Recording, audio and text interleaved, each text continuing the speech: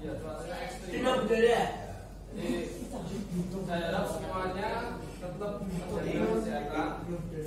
Semoga kita semua selalu dalam lindungan Allah. Oke, pada hari ini saya akan mengajak kalian untuk membuat keyakinan kelas.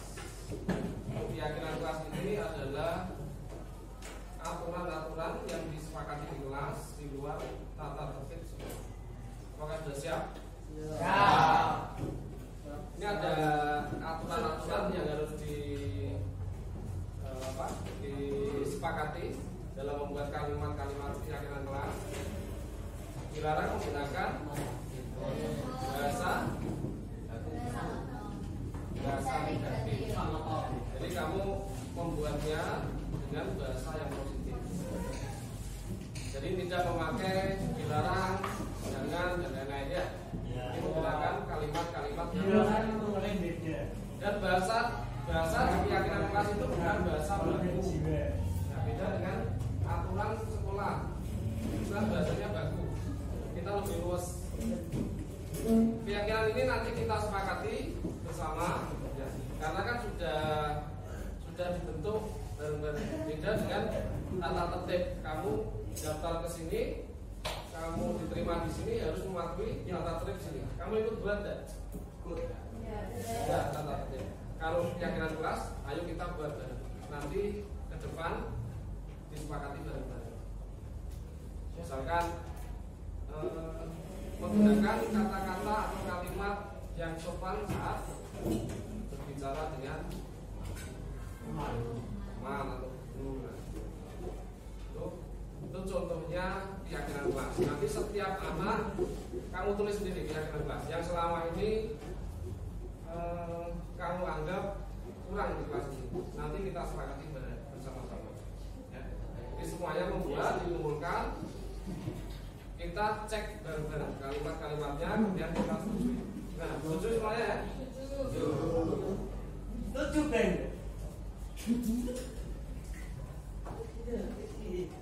Silakan mengambil kertas. Ada pertanyaan? Ya.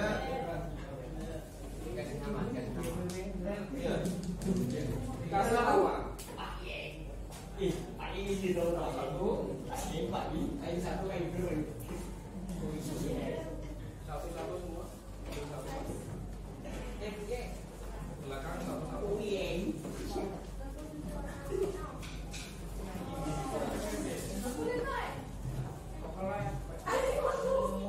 Ya, nanti ditempelkan di depan. Dikasih nama.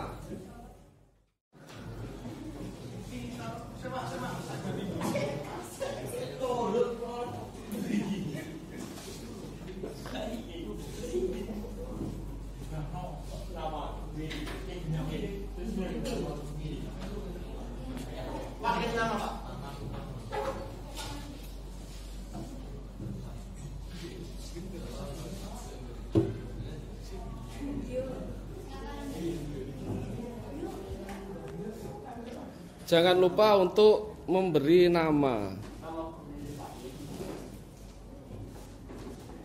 Harga?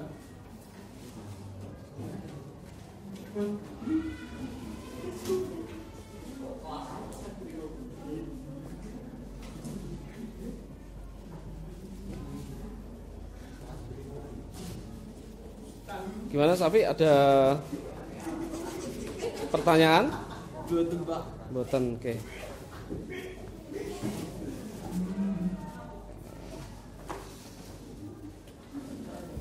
Silakan ditanyakan kalau ada yang masih bingung. Gimana, Ga?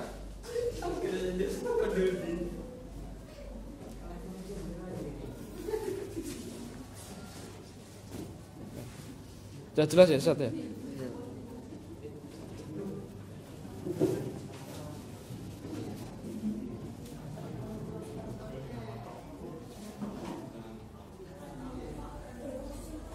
Sudah semuanya? Nanti disilakan maju satu-satu, kemudian ditempel di papan tulis sesuai dengan urutan bangkunya ya, rapi. Jadi mulai dari nomor 1 bawah, nomor 2. Oke, silakan.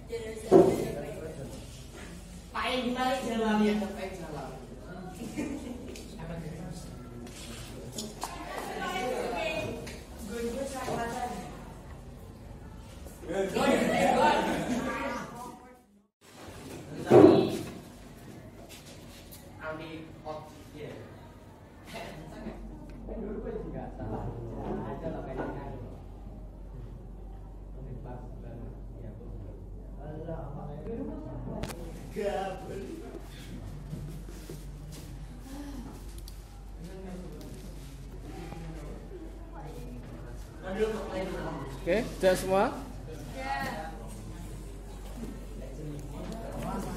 Oke, kita lanjut sampai mana tadi yoga. Denis lahir. Gunakanlah kata-kata yang sopan saat Kevin Nurdianto dilarang membuang sampah sembarangan. Ini kalimat positif apa negatif? Negatif. Berarti kalimat positifnya Kevin mana Kevin? Kevin Nurdianto. Nah, kalimat positifnya gimana? Dilarang membuang sampah sembarangan. Kita ganti dengan kalimat positif. Buanglah sampah pada tempatnya. Kevin. Oke, nanti ganti. Ada sampah ada di sekitar kalian? Oke. Kemudian Rosiana menghormati, menghargai guru saat menjelaskan materi. Ini sudah sama tadi ada yang nomor 1. Mari memberi salam kepada guru yang kita jumpai di mana saja. Ini mana? Nah, ini kan ada 5S kemarin ya. Apa saja 5S?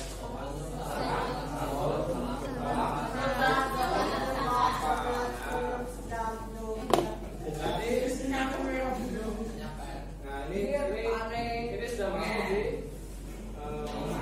ya 5S yang sudah dikiatkan perbaiki. Ini sudah kesepakatan kita bersama ya. Setuju? Setuju. Jadi nanti ini saya susun semua itu hasilnya, hasil kesepakatan kita yang sesuai dengan tata tertib sekolah ada itu. Itu maksudnya tata tertib. Ini kesepakatan yang ada di kelas kita.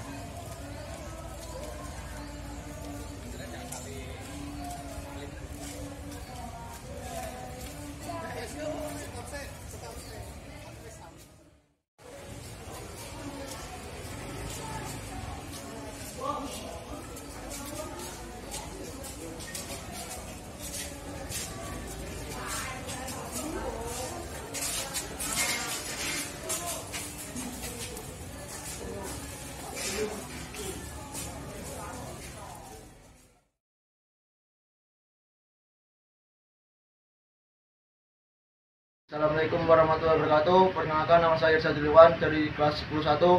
Setelah kami melaksanakan keyakinan kelas bersama Pak Ari, saya merasa termotivasi untuk baik lagi agar bisa menjadi siswa yang berkarakter profil pelajar Pancasila.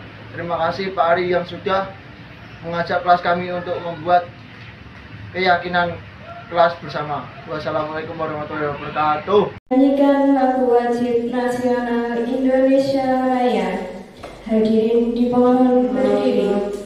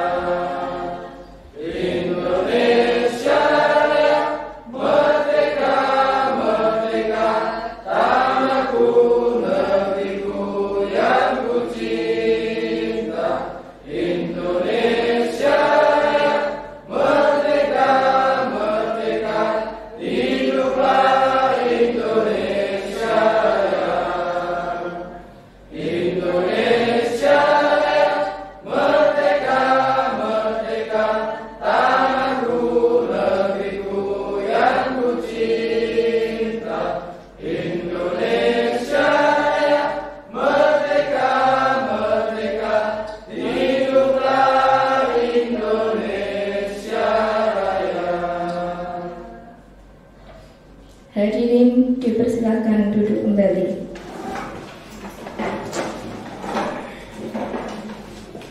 Yang terhormat Bapak Kepala SMA Negeri 1 Sugiwaras, yang terhormat Bapak Ibu Wakil Kepala SMA Negeri 1 Sugiwaras, Bapak Ibu Guru beserta staf TU. Assalamualaikum warahmatullahi wabarakatuh. Puji syukur mari kita panjatkan kepada Allah Subhanahu wa Ta'ala yang telah memberikan limpahan rahmat serta hidayahnya kepada kita sehingga kita dapat berkumpul di tempat ini dalam keadaan sehat walafiat. Kedua kalinya salawat serta salam semoga selalu tercurahkan kepada junjungan kita Nabi Muhammad SAW.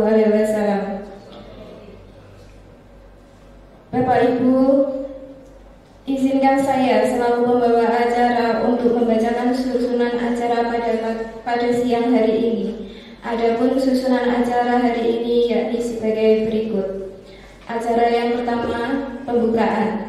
Acara yang kedua, sambutan. Acara yang ketiga, materi. Dan acara yang keempat, penutup. Memasuki acara yang pertama, marilah kita buka dengan bacaan basmalah. Acara yang kedua, sambutan. Sambutan yang pertama akan disampaikan oleh Bapak Komarudin SPD. Kepada Bapak Komarudin dipersilakan.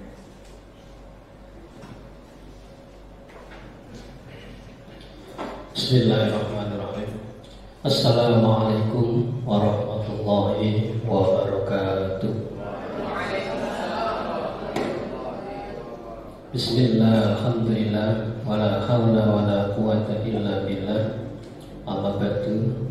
Yang saya hormati Bapak Ibu Wakil Kepala SMA Negeri 1 Sugiwaras, yang saya hormati Bapak Ibu Guru SMA Negeri 1 Sikiwaras, staf PU karyawan SMA Negeri 1 Sikiwaras, yang saya hormati Bapak Ari Kuncoro selaku pemateri utama dalam kegiatan pengimbasan program guru penggerak sebagai calon guru penggerak angkatan ke-7 dari SMA Negeri 1 Sikiwaras. Bapak Ibu Guru, patut kiranya kita bersyukur kepada Allah Subhanahu wa taala di mana kita diberikan kesempatan menambah ilmu, menambah wawasan tentang apa itu program guru penggerak. Dan kali ini yang akan dipaparkan oleh pemateri utama Bapak Ari Kuncoro, yaitu tentang budaya positif, salah satu modul yang ada di program guru penggerak. Salawat serta salam mudah-mudahan selalu teraturkan ke junjungan kita Nabiullah Muhammad sallallahu alaihi wasallam. Mudah-mudahan kita selalu mendapatkan syafaat dan syafaatnya selalu kita harapkan di yaumul akhir nanti. Bapak Ibu Guru yang saya hormati, kita patut bersyukur juga bahwa kita mendapatkan kesempatan untuk menambah, sekali lagi menambah ilmu, dan ada paradigma baru terhadap proses pembelajaran yang akan dilakukan. Dan salah satunya adalah salah seorang Bapak Ibu Guru kita ini menjadi calon penggerak, guru penggerak di angkatan ke-7. Mudah-mudahan harapan kita bersama Pak Ari mampu menjadi semacam katalisator terhadap perubahan pola pikir pembelajaran yang akan kita lakukan. Dan mudah-mudahan apa yang sudah dilakukan oleh Pak Ari ini berimbas kepada Bapak Ibu sekalian, sehingga apa yang ada di sekolah ini menjadi lebih baik lagi. Yang berikutnya Bapak Ibu, mari kita ikuti kajian materi yang akan disampaikan oleh Pak Ari Kuncoro dari awal sampai akhir untuk menambah wawasan dengan niat tolabul ilmi, supaya kita nanti juga bisa mengambil hikmah dari apa yang disampaikan oleh Pak Ari. Dan mudah-mudahan kita semua bisa mengikuti apa yang disampaikan oleh Pak Ari dan mampu mengaplikasikan dalam pembelajaran dan budaya di sekolah kita. Terakhir kata Bapak Ibu, sekali lagi kita patut bersyukur bahwa salah seorang guru kita menjadi calon guru penggerak, dan mudah-mudahan ini berhasil menjadi guru penggerak. Kurang lebihnya hanya itu yang saya sampaikan. Wabillahi taufiq wal hidayah. Wassalamualaikum warahmatullahi wabarakatuh.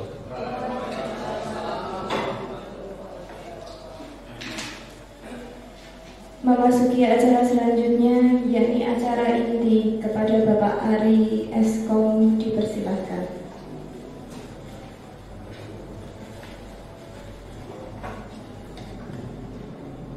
Bismillahirrahmanirrahim.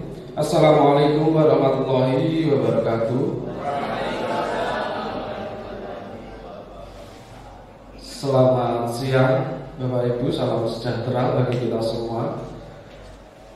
Alhamdulillah wa syukurillah wa nikmatillah wa la haula wa la quwata illa billah atas berkat rahmat, taufik, hidayah serta inayah dari Allah Subhanahu wa taala yang senantiasa diberikan kepada kita semua, sehingga pada hari ini kita bisa mengikuti kegiatan pengimbasan modul 1.4 tentang materi budaya positif dalam keadaan sehat walafiat tanpa kekurangan jadwal apapun. Salawat serta salam semoga selalu tercurahkan kepada junjungan kita baginda Nabi Muhammad Sallallahu Alaihi Wasallam yang telah menuntun kita semua dari jalan yang gelap menuju jalan yang terang penuh cahaya, yakni Adinul Islam wal Iman. Bapak Ibu, sebelum saya melakukan pengimbasan materi ini, saya mengucapkan terima kasih sebesar-besarnya untuk waktu yang telah panjenengan luangkan pada sore hari ini dalam kegiatan pengimbasan modul 1-4 budaya positif. Semoga apa yang panjenengan lakukan ini mendapat imbalan amal yang baik nanti di akhirat. Bapak Ibu, langsung saja. Jadi untuk pengimbasan materi modul 1-4 ini adalah materi keempat atau materi terakhir yang saya dapatkan dari program pendidikan guru penggerak.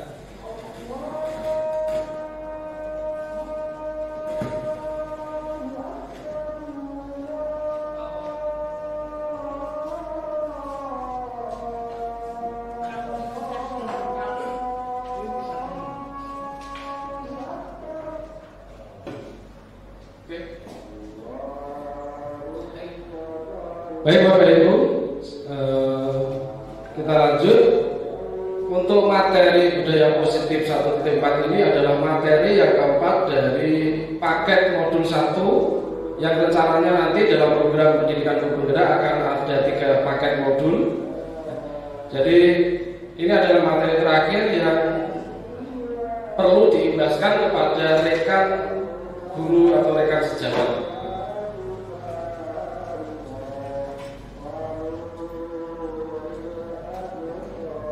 Ini sedikit saya bahas dari materi 1 di paket modul 1 adalah filosofi pendidikan nasional Ki Hajar Dewantara.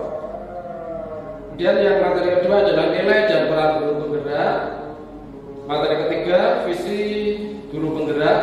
Kemudian yang keempat adalah materi modul tentang budaya positif. Kita bahas sedikit Bapak Ibu dari modul 1 karena antar modul 1 dengan modul yang lain ada koneksinya, ada keterkaitannya.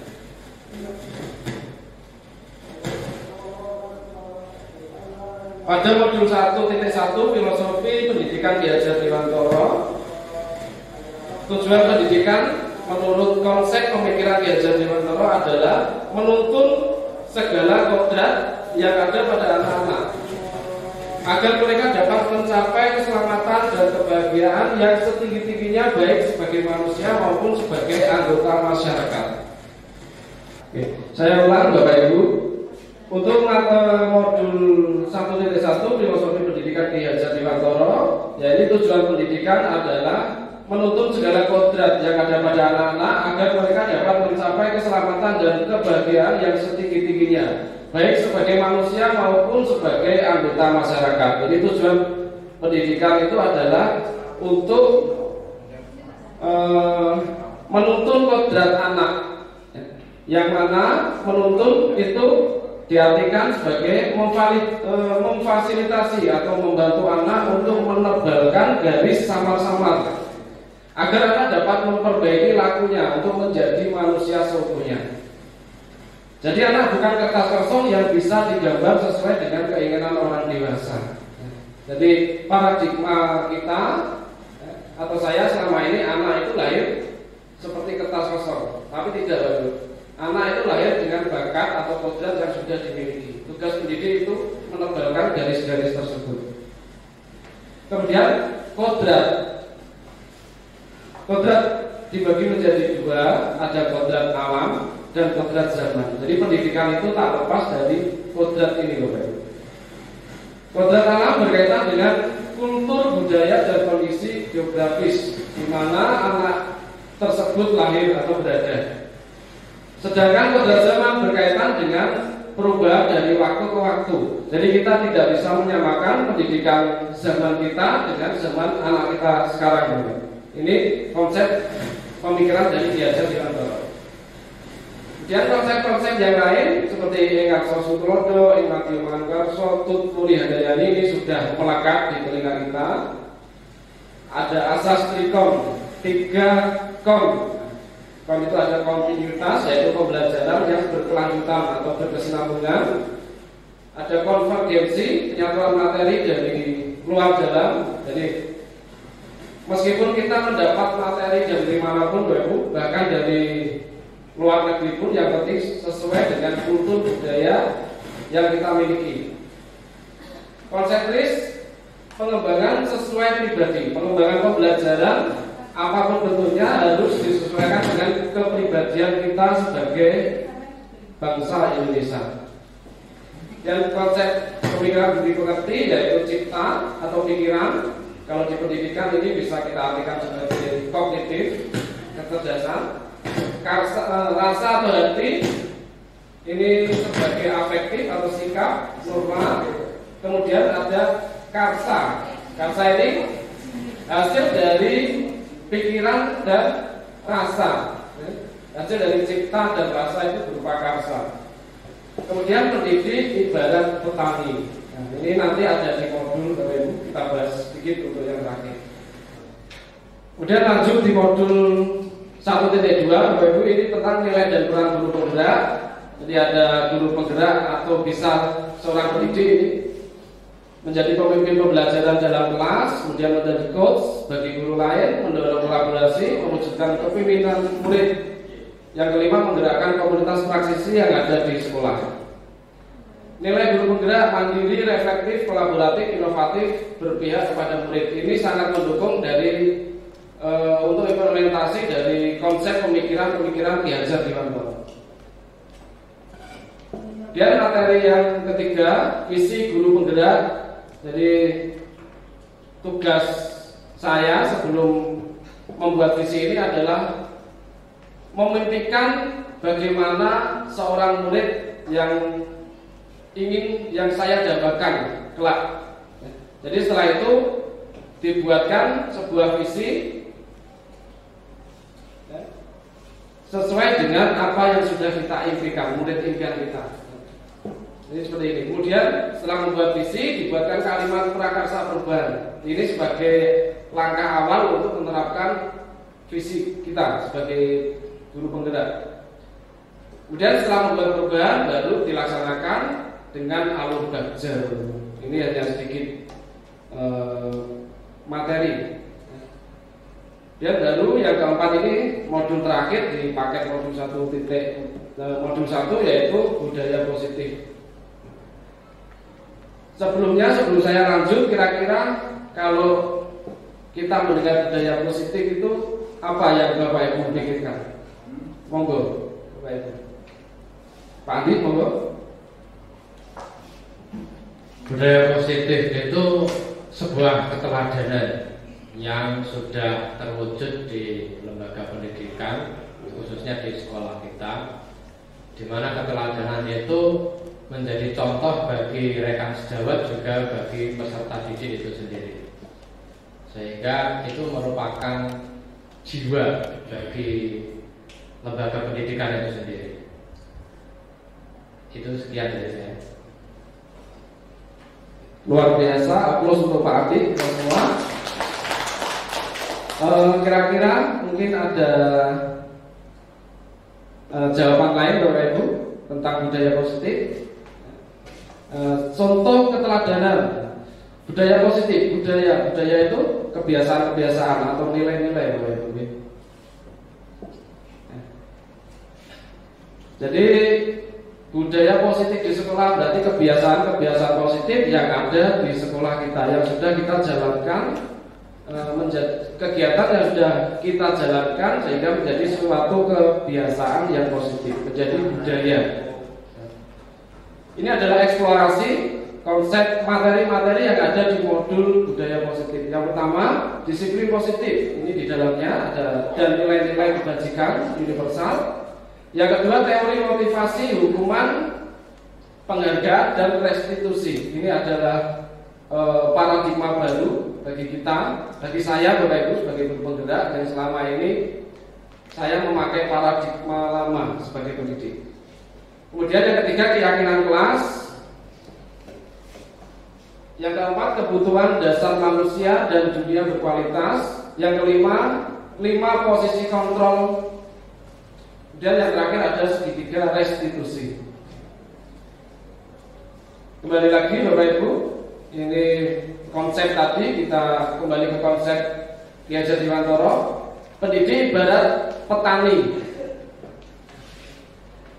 Ki Hajar Dewantara menyatakan bahwa kita ambil contoh perbandingan dengan hidup tumbuh-tumbuhan seorang petani, atau dalam hakikatnya sama kewajibannya dengan seorang pendidik yang menanam padi. Misalnya hanya dapat menuntun tumbuhnya padi, ia dapat memperbaiki kondisi tanah, memelihara tanaman padi, memberi pupuk dan air, membasmi ulat-ulat atau jamur-jamur yang mengganggu hidup tanaman padi dan lain sebagainya.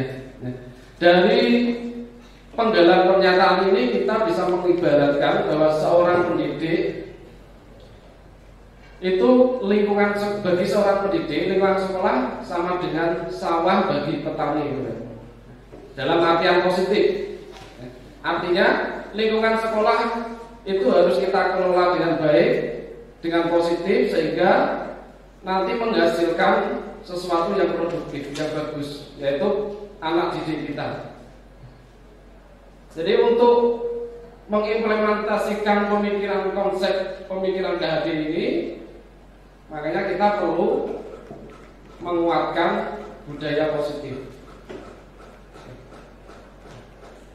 Budaya positif di sekolah yaitu nilai-nilai dan kebiasaan positif di sekolah yang berpihak pada peserta didik, agar mereka dapat berkembang menjadi pribadi yang berkarakter, kritis, penuh hormat dan tanggung jawab. Jadi untuk menciptakan lingkungan yang positif tadi, lingkungan yang nyaman, aman dalam pembelajaran anak, kemudian menghasilkan anak yang berkarakter, kita perlu mengimplementasikan budaya positif. Ini perubahan paradigma kita. Jadi untuk membangun budaya positif, sekolah perlu menyediakan lingkungan yang positif, aman dan nyaman, agar murid-murid mampu berpikir, bertindak dan mencipta dengan merdeka, mandiri dan tanggung jawab. Lazimnya disiplin dikaitkan dengan kontrol. Dalam hal ini kontrol guru dalam menghadapi murid. Nanti akan dijelaskan beberapa konsep mengenai kontrol. Ini ada kegiatan Bapak Ibu. Ini contoh kecil kontrol diri. Saya pandu. Jadi tolong panjenengan semua menutup tangannya, Bapak Ibu, mengepakkan tangan kedua-duanya, semuanya seperti ini. Semuanya, dua-duanya. Enggak apa-apa. Enggak apa-apa. Kalau ada temannya kan bisa satu. Karena ini saya yang memandu, tidak apa-apa dua-duanya. Yang ada di kepala Anda atau panjenengan semua adalah hal yang selama ini panjenengan lindungi. Itu sudah dijelaskan. Jadi yang ada di kepala ini adalah hal yang begitu penting bagi Bapak Ibu. Kemudian saya sebagai orang lain mencoba untuk merayu, misalkan ini. Kira-kira saya merayu dengan cara bisa menghardik, bisa dengan cara marah-marah, mengintimidasi, menggoda, kemudian menggelitik atau menawari uangnya. Misalkan saya punya uang 100 juta. Kira-kira saya minta panjenengan untuk membuka kepalan tangan itu, apa yang panjenengan lakukan? Itu yang pertama. Kemudian kalau Anda mau membuka kepalan tangan, saya akan mengajak panjenengan keliling dunia, bersenang-senang. Tadi karena uang, sekarang bersenang-senang. Oke, ini sebentar saja, tidak apa-apa. Kira-kira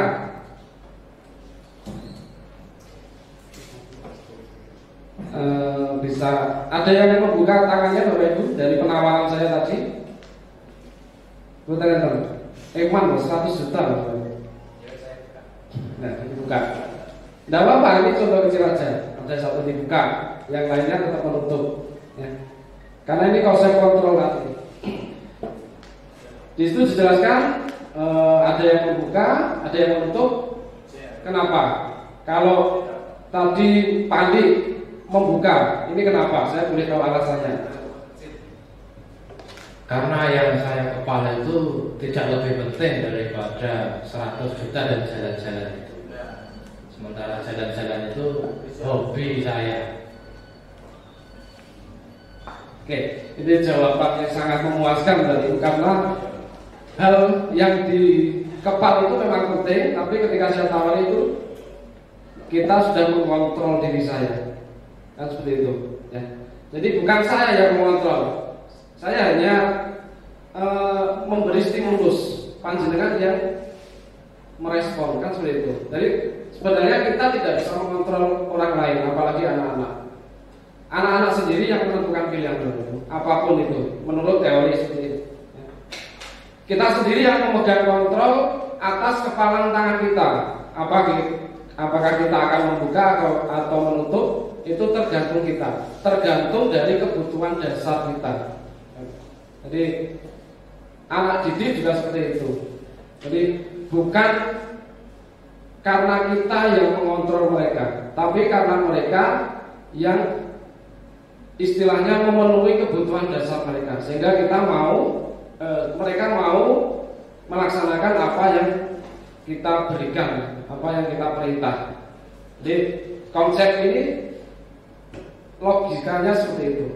Jadi kontrol itu yang pegang kendali adalah kita sendiri, bukan orang lain.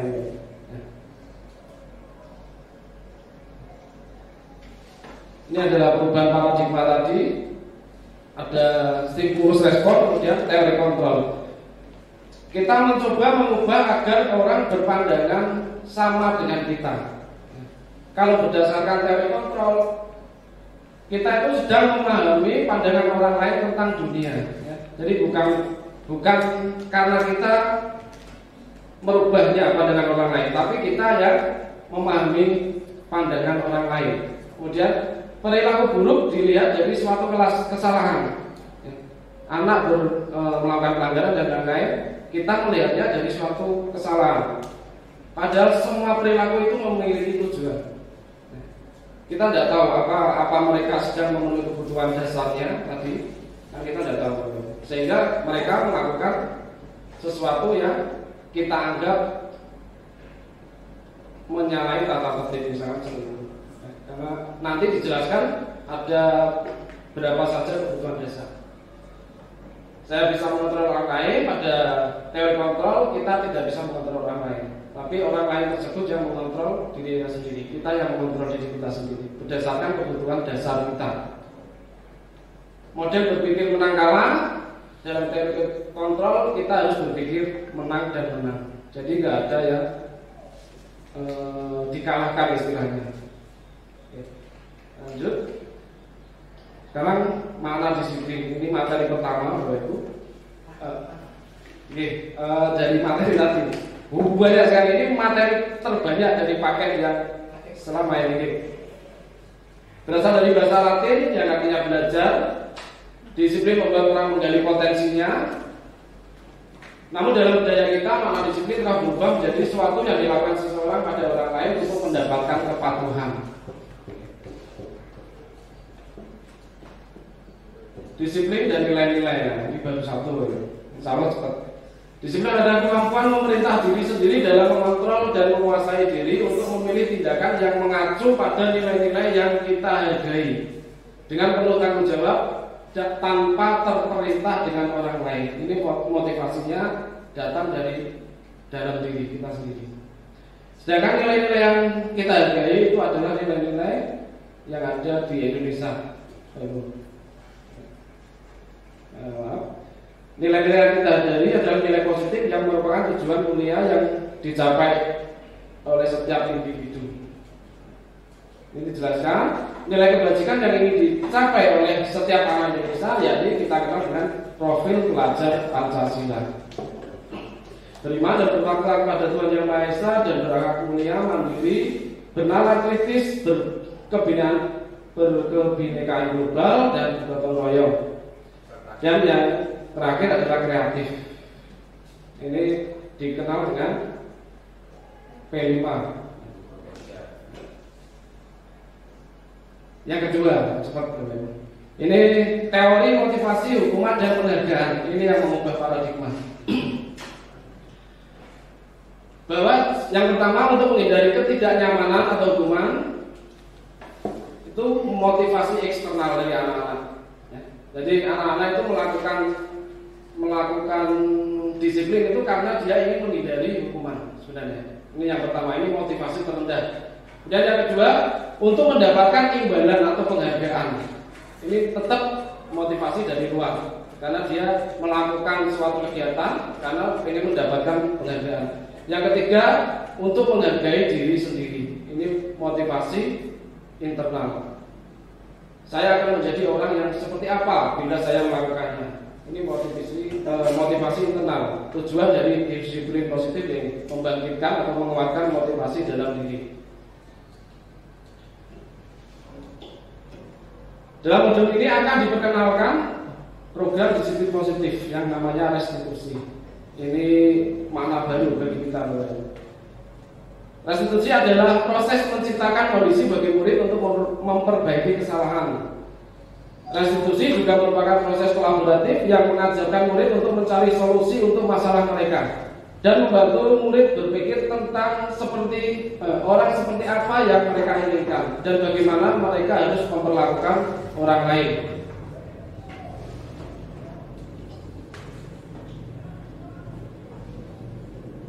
Nah, ini Bapak Ibu, ini perbedaan antara hukuman, konsekuensi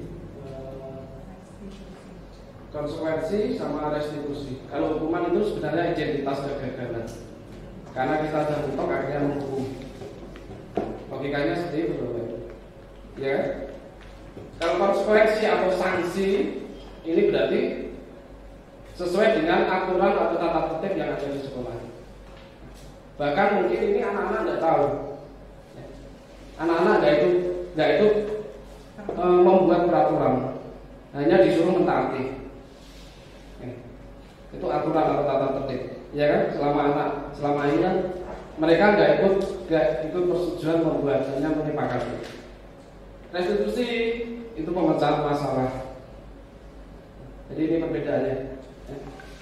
Ada beberapa teori di dalamnya. Dalam hukuman, anak akan belajar menyembunyikan kesalahan. Kemudian untuk konsekuensi, murid itu belajar taat aturan. Restitusi itu memecahkan masalah. Tidak hanya dia disiplin, tapi juga belajar memecahkan masalah. Kemudian saya ambil contoh aja. Untuk hukuman itu sifatnya menyakitkan. Guru menjalani konsekuensi dengan menyalahkan, mengkritik, menyindir, merendahkan, memarahi dan lain-lain. Itu pasti bentuk hukuman. Karena anak merasa tersakiti, entah itu psikis ataupun fisiknya. Itu hukuman. Kalau konsekuensi atau sanksi membantu guru menyatakan peraturan, melakukan peringatan dan menerapkan konsekuensi. Ini berarti sudah ada tata tertib yang ada di instansi kita. Sedangkan restitusi jika melakukan pelanggaran itu sifatnya menguatkan. Guru menyebutkan keyakinan kelas, membimbing kerangka aturan berpikir restitusi anak, sehingga anak itu tidak hanya mendapat yang baik tapi juga bisa memecahkan masalahnya. Ini restitusi. Jadi hukuman itu mungkin ada di zaman kita. Dan yang ketiga ini keyakinan kelas. Nilai-nilai kebajikan atau prinsip universal yang disepakati bersama secara universal, lepas dari latar belakang suku, negara maupun agama. Ini saya yakin semuanya sudah melakukan keyakinan kelas. Kalau saya dari awal pembelajaran pasti membuat yang dulu saya namakan aturan kelas. Saya masuk, kondisi kelas harus rapi. Saya nggak mau ada bangku bukan berserakan, didengarkan. Kalian bukan SMP. Nah, itu yang pertama. Yang kedua, kelas rapi, kondisi seragam rapi. Kalau boleh keluar, tapi ingin mengikuti pelajaran di luar. Seperti itu. Saya jadi dulu kan seperti itu. Yang tiga ini yang saya terapkan. Penggunaan gadget ini. dilarang menggunakan gadget di dalam kelas saat pembelajaran berlangsung, kecuali ya ada perintah dari guru. Ternyata itu masuk dalam keyakinan kelas teori ini. Keyakinan kelas bersifat abstrak daripada peraturan yang lebih rinci dan konkret, karena kita membuat bersama-sama dengan murid. Ada kesepakatan, murid merasa ini aturan yang telah kita sepakati bersama. Jadi kemungkinan besar untuk melaksanakan lebih tinggi daripada tata tertib sekolah. Ini jelas. Kemudian keyakinan kelas berupa pernyataan-pernyataan yang universal. Kalau tata tertib kan bahasanya baku, dilarang. Kalau keyakinan kelas kita sendiri yang membuat. Pernyataan kelas senantiasa dibuat dalam bentuk positif, bukan dilarang menggunakan HP. Nah, seperti itu. Gunakanlah HP pada waktu yang tepat. Misalkan seperti itu. Ini stimulus, bukan hanya untuk anak didik, tapi anak kita. Karena kita memberi stimulus ke anak itu, anak merespon yang positif sebenarnya. Kalau kita memberi negatif itu bahaya. Dolanan HP terus makanya angel belajar seperti itu. Saya juga pernah membaca teori ini di luar guru gerak. Jadi ketika memberi stimulus yang negatif itu yang tertanam di pikiran anak. Makanya untuk keyakinan kelas kalimatnya dibuat positif. Keyakinan kelas sebenarnya tidak terlalu bahaya, mudah diingat. Jadi anak-anak gampang untuk mengikuti. Ini semua warga sebaiknya itu berkontribusi pada itu dalam satu kelas, tersedia tinjau kembali. Kalau sudah disepakati ditinjau kembali. Ini keyakinan kelas. Ini prosedurnya untuk membuat keyakinan kelas. Saya yakin semuanya sudah membuat. Cuma ternyata ini yang dimaksud dengan keyakinan kelas ini. Aturan-aturan dalam kelas. Mungkin dari yang berbeda dari segi kalimatnya dan tidak tertulis. Kalau kita tulis, kita taruh di dalam dinding, itu lebih konkret, lebih nyata, sehingga anak kemungkinan besar akan mentaatinya keyakinan kelas. Karena ini lebih kuat dari tata tertib sekolah. Anak langsung diajak membuat. Lanjut. Yang keempat, 5 kebutuhan dasar manusia, yaitu kebutuhan bertahan hidup atau survival, kasih sayang dan rasa diterima atau love and belonging, kebebasan freedom, kesenangan fun dan penguasaan power. Ini adalah kebutuhan dasar manusia. Sebenarnya apapun yang kita lakukan ini demi ini Bapak Ibu, secara teori, ya demi memenuhi kebutuhan ini. Nah, ini contoh 5 posisi kontrol kita. Guru itu sebagai penghukum ada, guru sebagai pembuat rasa bersalah ada, sebagai teman ada, model guru ada, sebagai pemantau ada, sebagai manajer juga ada. Ini yang terbaik, ini posisi kita sebagai manajer. Saya ambil contoh sedikit-sedikit. Yang pertama, penghubung, menghadik, menunjuk-nunjuk, menyakiti, menyindir. Itu zaman dulu kan. Kita nggak bisa maju ke depan, tangan di kuping, kaki diangkat satu, itu kan hukuman.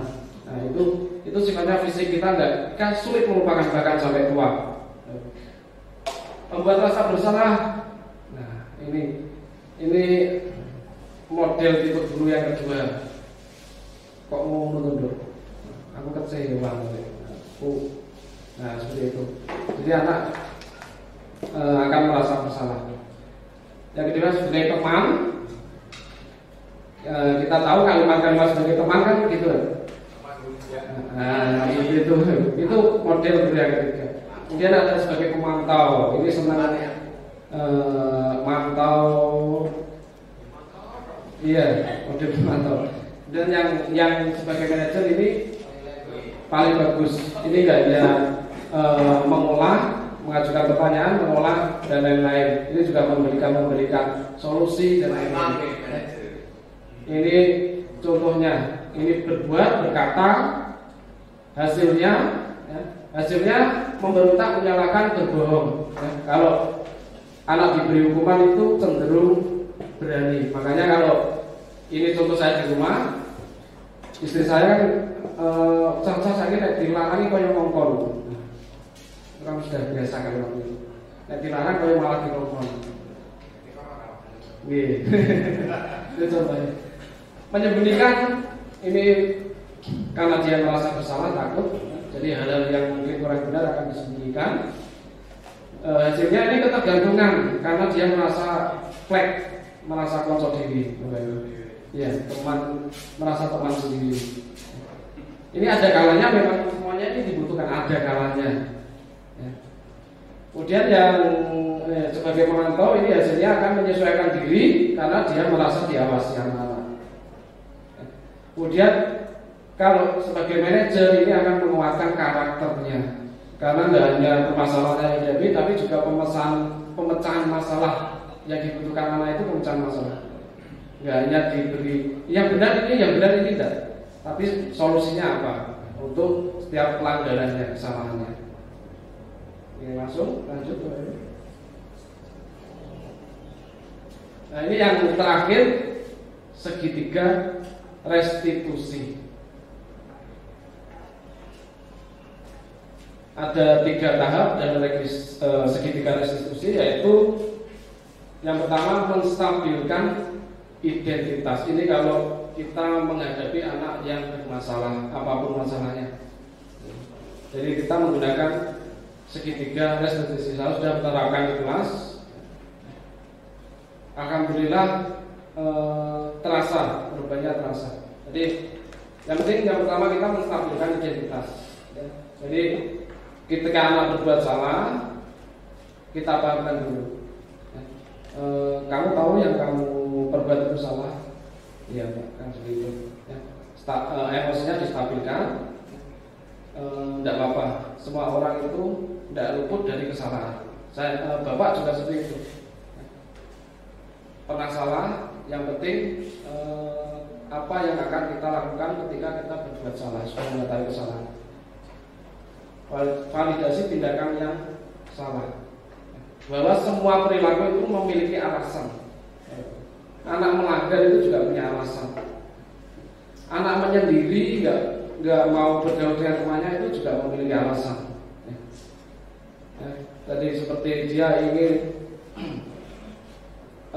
misalkan anak yang nilai akademik, penguasaan akademiknya kurang, dia mungkin larinya ke penguasaan yang lain, menguasai teman-temannya, senang melete, berkelahi. Nah itu bisa pelarian dari sini. Atau karena rasa dia kurang rasa sayang, cinta dari keluarganya, sehingga dia senang jamini kancaan, dia pengen diperhatikan. Anak kurang perhatian. Nah, seperti itu. Nah, ini tugas kita, nggak hanya Afrika, wali juga seperti itu.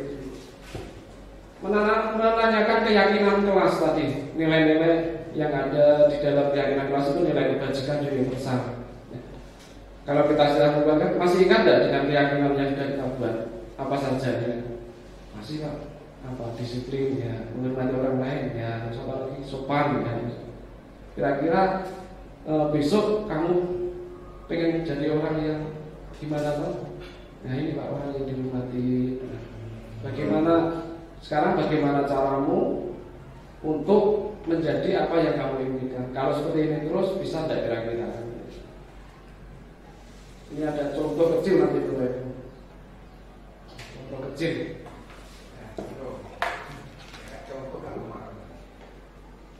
Ya kemarin yang saya buat aksi nyata.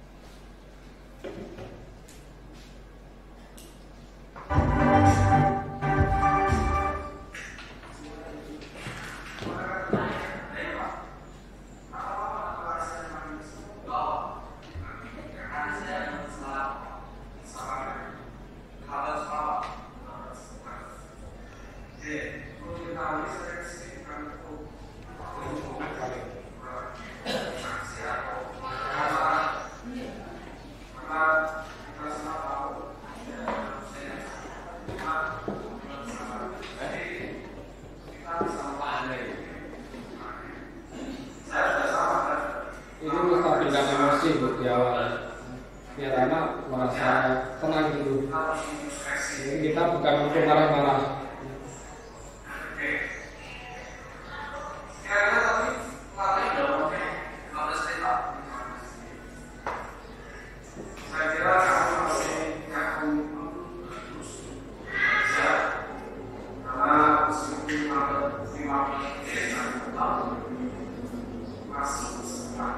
Nah, ini fasilitasi tindakan yang salah tadi.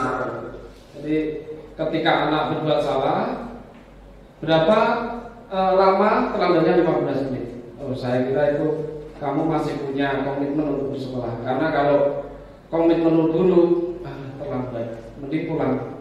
Kan seperti itu. Dia telat tapi dia masih mau masuk. Ya, kita bangkitkan aja dulu untuk semangatnya.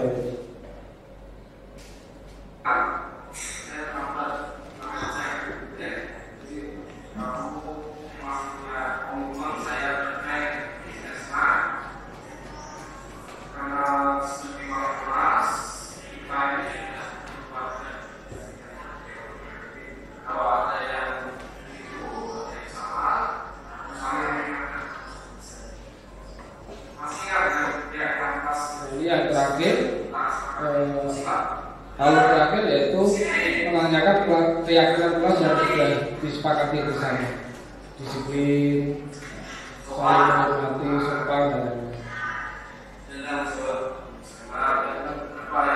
Jadi kalau kita bisa melaksanakan keyakinan dan sudah disepakati, insya Allah nanti di kelas dalam pembelajaran juga fasilitas nyaman, nyaman, baik. Jadi intinya saya tidak menyalahkan, yang penting ambil saatnya bisa memperbaiki pakai selesai. Jadi silakan masuk ke kelas. Terima kasih dan tetap bermotivasi. Terima kasih.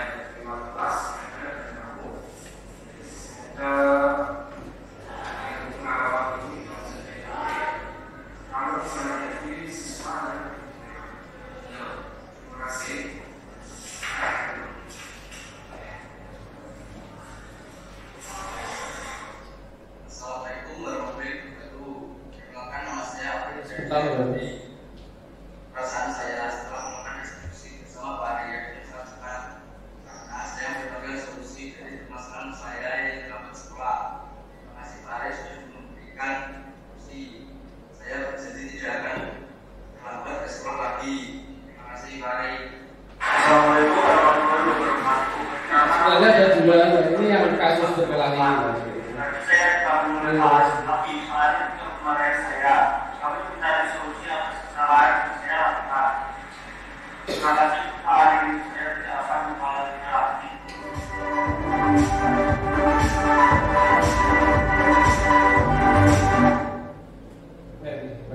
Jadi kita menempatkan diri pada posisi kontrol manager, ya, kita yang mengatur, memberi stimulus positif.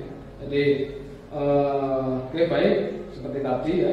Jadi setiap orang itu juga melakukan kesalahan. Oke, semoga kelak kamu menjadi orang yang kamu impikan. Semoga kamu sukses. Dan seperti itu. Intinya restitusi seperti itu. Jadi bukan fokus pada hukuman atau sanksi atau konsekuensi.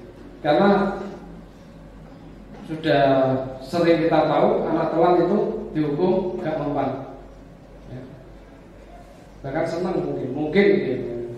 Karena yang telat itu duluan. Yang gede mana nih? Bahkan senang gitu. Jadi mungkin kita bisa mulai menyentuh dari sisi hatinya. Ini seperti itu Bapak Ibu. Jadi ini adalah materi terakhir dari pengibasan ini.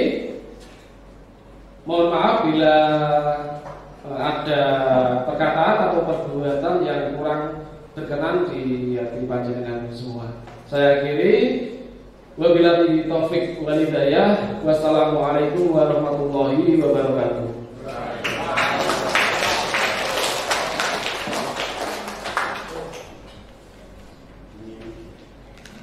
Demikian rangkaian acara pada hari ini.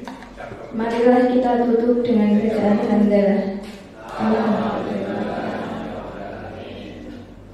Saya selaku pembawa acara memohon maaf apabila terdapat kesalahan selama saya bertugas dan terima kasih atas waktu yang telah diberikan. Akhir kata, wassalamualaikum warahmatullahi wabarakatuh.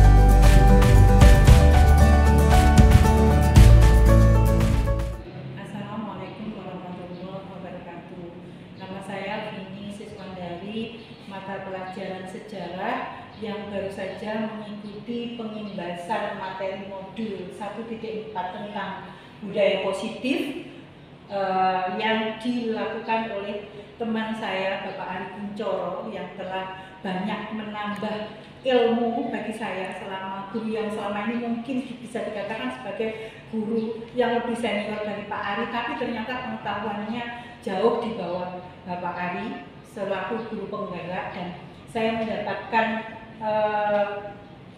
wawasan yang cukup luas ya tentang budaya positif, di mana budaya positif bisa diterapkan yang berisi tentang nilai-nilai yang bersifat universal yang bisa dilakukan dengan merubah paradigma kita yang menggunakan teori kontrol, di mana sebetulnya yang mungkin selama ini kita lakukan di sekolah-sekolah, bagaimana guru berusaha mengontrol siswa agar siswa sesuai dengan harapan guru, dan itu sama sekali salah ya, sama sekali mungkin kurang benar kalau dikomparasikan dengan budaya positif yang telah disampaikan oleh Bapak Ari Kuncoro. Bagaimana dalam menangani siswa itu banyak hal, tadi bagaimana ada pilihan hukuman, kemudian konsekuensi,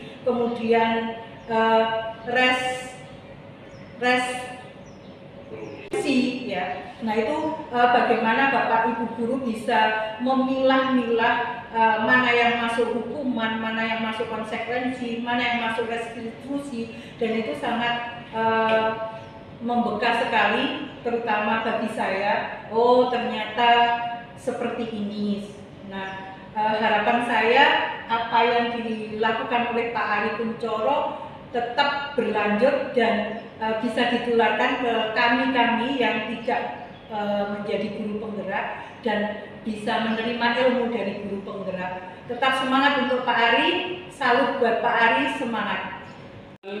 Assalamualaikum warahmatullahi wabarakatuh. Setelah kami mengikuti program daripada pengimbasan guru penggerak dari modul 1.4 Pak Ari tadi, yang disampaikan bahwasannya SMA Negeri 1 Sugiwaras Bojonegoro dapat penambahan baru, wawasan baru untuk kenakalan anak, mendisiplinkan anak secara humanis dan tidak perlu keras, dan kita pendekatan itu apa yang kita cermati yang disampaikan Pak Ari selaku pemateri juga. Demikian yang bisa kami sampaikan, kurang lebihnya mohon maaf. Wassalamualaikum warahmatullahi wabarakatuh.